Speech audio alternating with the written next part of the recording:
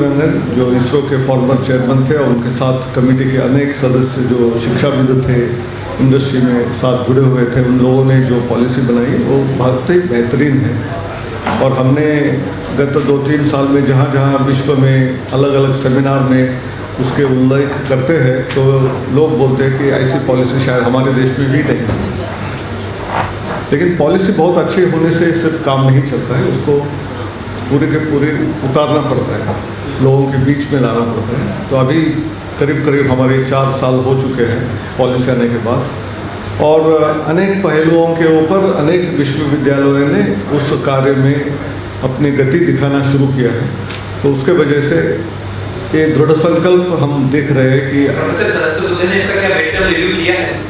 Mid term review तो हर साल कर रहे हैं। आकलन क्या जो योजनाएं बनी वो योजनाएं जमीन पर उतर रही है। ये चीज मैं इस आधार पर आपसे पूछ रहा हूँ कि आज से कुछ दिन पहले आईआईटी बॉम्बे ने अपने जो फिगर्स रिलीज किए हैं, इस साल का जो प्लेसमेंट है वो 75% ही रहा है और 8000 आईआईटीएस जो हैं उनको कैंपस ऑप्टेक नहीं मिला और ये पिछले साल की तुलना में कम है। 1475 छात्र जो हैं उन्हीं का कैंपस रिक्रूटमेंट हुआ है। उस छात्रों की क्वालिटी क्या है, वो इंजीनियरिंग है भी नहीं है, कंप्यूटर साइंस तो छोड़ दीजिए, इवन इंजीनियर भी नहीं है। ऐसे बीएससी वाले जिसको थोड़ा सा भी कंप्यूटर प्रोग्रामिंग का ज्ञान है वो सबको जॉब आराम से मिल रहा है। तो लेकिन ये इंडस्ट्री डेवलपमेंट और जो कैपेबिलिटी, डिमांड सप्लाई का जो सिस्टम है उसके वजह से कई बार अप्स एंड डाउन्स जरूर होते हैं। तो उससे हम ज़्यादा चिंतित नहीं होते। If it is happening for a long time then we should be very worried about it. Pandemic में suddenly there was down and pandemic खत्म होने के साथ साथ सारे एम्प्लॉयमेंट 100% होने लगा। तब एकदम खुशी मनाने की जरूरत नहीं थी उस समय पे, आप दुख बनाने की भी जरूरत नहीं है। दुख बनाने की जरूरत इसलिए भी नहीं है क्योंकि आईआईटी बॉम्बे का भी सेकंड हाईएस्ट प्लेसमेंट है। पिछले साल जरूर हाईएस्ट रहा था लेकिन इस बार सेकंड हाईएस्ट है। इससे मैं उससे ज़्यादा लेकिन एग्जाम की प्रोसीजर बीते 3 महीनों में अगर हम देखें तो शिक्षा को लेकर युवाओं की बहुत सारी चिंताएं सामने आई हैं, चाहे नीट एग्जाम को लेकर, उस प्रणाली को लेकर, क्योंकि ये प्रणाली तो आई ही से सुधार के नाम पे ली। हमने एनटीए बनाया ही सुधार के लिए था, सीबीएसई का पेपर लीक होने के बाद। और अगर एनटीए के अंदर भी पेपर लीक होता है और शुरुआत में डिनायल और उसके बाद सरकार को मानना पड़ा, ये कहीं ना कहीं छात्रों के मन में आशंकाएं देता है, माता पिता के मन में भी आशंकाएं डालता है और कोचिंग की इंडस्ट्री को फ्यूल करता है। नहीं, आपकी बात सही है कि नीट के वजह से ही काफ़ी सुधार जरूर आए थे। और आप जब रिजल्ट इस बार के देखते हैं कि जो competitive exam, whether it is NEET की हो, जेईई हो, सीयूईटी हो, जो भी हो, एक वातावरण ऐसा है कि सब लोगों को सबसे बेहतरीन शिक्षा, अच्छी शिक्षा और कम दाम में शिक्षा मिलनी चाहिए, ये सब लोगों का इच्छा है। तो हम सब जानते हैं आईआईटी हो या गवर्नमेंट मेडिकल कॉलेजेस है, वहाँ कंपैरेटिवली फ़ी कम है और शिक्षा का स्तर बहुत बड़ा है।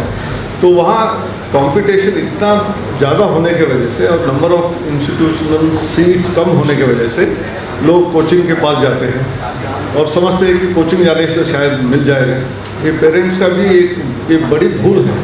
अब देखिए कोटा का जो सिस्टम है, कोटा में जो जाते हैं आईआईटी की समस्या ये है कि या तो कोटा सिस्टम है या कोटा सिस्टम। मैं वही तो कह रहा हूँ, कोटा में जाते हैं वहाँ करीब 2 लाख छात्र जाते हैं और सारे आईआईटीज़ को मिलके 16,000 सीट यदि है तो आप कैसे, कितना भी आप वहाँ पढ़ाई लिखाई करो, वहाँ से भी अब तो कल आनंद जी आए थे सुपर 30, तो 30 को अच्छा ट्रेनिंग देके 30 को 30 दे सकते हैं, लेकिन 2 लाख को ट्रेनिंग देने से भी 16,000 ही तो आईआईटी में जा पाएंगे।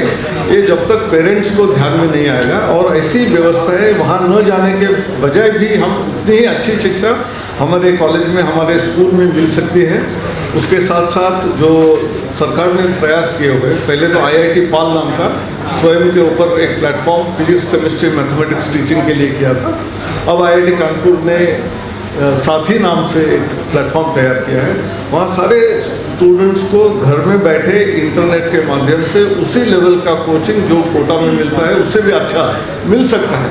ये जब तक जानकारी लोगों तक पहुँचेगी नहीं। कल इसी सत्र में मतलब हमारे साथ आनंद कुमार थे तो उन्होंने यही कहा कि अगले 8-10 साल के अंदर कोचिंग का बिजनेस बंद हो जाएगा क्योंकि technology is a great developer और टेक्नोलॉजी जो है वो हर छात्र तक, गाँव तक जो है एजुकेशन को पहुँचा रहे हैं। लेकिन आप नेशनल एजुकेशन टेक्नोलॉजी फोरम के भी चेयरमैन हैं।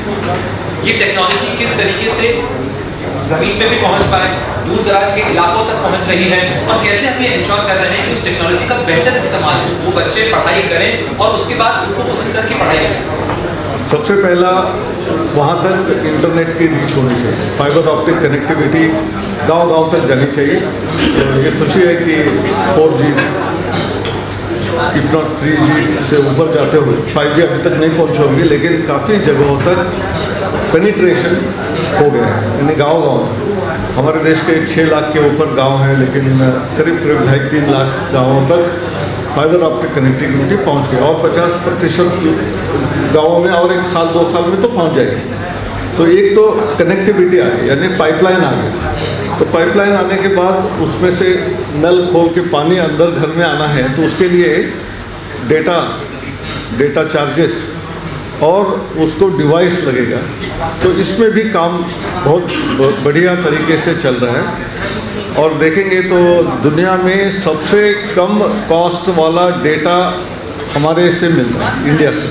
अब बाकी सभी देशों में जाके देखिए, cost of data is very very high, expensive. हमने बहुत सस्ता रखा है। कई देशों में आटा और डेटा तो नहीं होता है। वो आटा के बारे में तो और भी महंगा है, डेटा से भी, वो तो ठीक है, लेकिन डेटा जब सस्ता है और एक डिवाइस भी हाथ में है, तो मेरे ख्याल से we are able to create level playing field. और बार बार जो हम कई बार डिजिटल डिवाइड की भी बात करते हैं, लेकिन डिवाइड नॉन डिजिटली ज़्यादा होता है, डिजिटल डिवाइड नहीं हो सकता है जब तक हम पॉलिसी में ऐसे सुधार नहीं करेंगे जहां हम एक तरफ डेटा कम दाम में देंगे, डिवाइसेस भी जो गरीब है उनको फ्री में देंगे, और साथ साथ में इंटरनेट पहुंचा देंगे।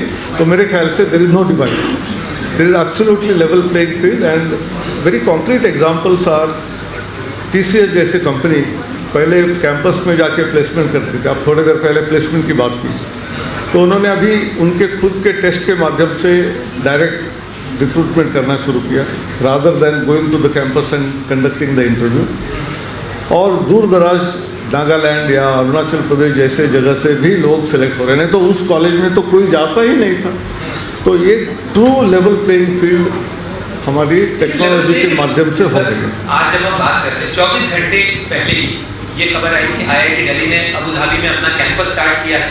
साथ ही हाल ही में खबर आई कि साउथहैम्पटन यूनिवर्सिटी जो है वो भारत में अपना कैंपस शुरू करने जा रही है। इन तमाम बदलावों के बावजूद भारतीय इंस्टीट्यूशन बाहर जाएं, बहुत अच्छी बात है। अबू धाबी और जंजीबार को IIT के कैंपस के लिए चुना गया, लेकिन अभी भी 6 से 7 लाख क्रीम स्टूडेंट जो कि भारत के रिसोर्सेज का बेहतरीन इस्तेमाल करता है, अच्छे स्कूलों में पढ़ता है, वो विदेश चला जाता है और उसके बाद वापस समझ से आकर नहीं लौटता। ये ब्रेन ड्रेन है भारत का। इसको रोकने के लिए क्या तैयारी और क्या इंतजाम? एक तो इंटरनेशनलाइजेशन और वर्ल्ड ऑर्डर जो है, हम उससे बाहर नहीं जा सकते। और जब लोगों का इनकम बढ़ जाता है तो एस्पिरेशंस भी बढ़ जाते हैं। तो लोगों को आज भी बहुत सारी क्रेज़ है कि फॉरेन यूनिवर्सिटी की डिग्री पाने से शायद उनकी ज़िंदगी काफ़ी अच्छी होगी। जैसे विद इन इंडिया IIT में एजुकेशन लेने से ही होगी भले, लेकिन बहुत सारी ऐसी यूनिवर्सिटीज़ और कॉलेजेस हैं जहाँ कम खर्चे में बहुत अच्छी बेहतरीन शिक्षा देने वाली बहुत प्राइवेट और गवर्नमेंट कॉलेजेस हैं। वहाँ से भी बहुत सारे लोग एंटरप्रेन्योर बने, बहुत बड़ी बड़ी जॉब भी पाए हैं। लेकिन 1-2 एग्जाम्पल से लोग मेजरमेंट करते हैं कि वहाँ जाने से अच्छा होगा। तो इसको भी अच्छा करने के लिए जो फॉरेन यूनिवर्सिटी के कैंपसेस इधर खोलने के लिए परमिशन देना शुरू हुआ है। अब letter of intent Southampton university को दिया है, और भी कई यूनिवर्सिटीज़ बातचीत कर रहे हैं, एप्लीकेशन कर रहे हैं। जब ऐसी यूनिवर्सिटीज़ यहाँ आएगी जो ग्लोबल टॉप 100 यूनिवर्सिटीज़ में गिनी जाती है, ऐसे यूनिवर्सिटीज़ यहाँ आने से वहाँ जाने की ज़रूरत नहीं है। उसके 2 लाभ हो गए। एक तो डायरेक्टली उसी यूनिवर्सिटी की डिग्री भारत में बैठ के मिलेगी, पहला एडवांटेज है। दूसरा एडवांटेज है, जो फॉरेन एक्सचेंज जाता है वहाँ जाने से वहाँ की फ़ीस देना पड़ता है, वहाँ का living expenses, more than fee many times living expenses is also very expensive. ये दोनों, ट्रैवल तो है ही है। तो जब इंडिया में ही ऐसी यूनिवर्सिटी की डिग्री मिलेगी तो जो ड्रेन है वो नहीं होगा और यहीं रह जाएंगे। दूसरी और हमारे देश के भी अच्छी इंस्टीट्यूशंस बाहर में जाके करने चाहिए। तो दुबई में है, अबू धाबी में है, झांझेबार में है, और भी जगहों में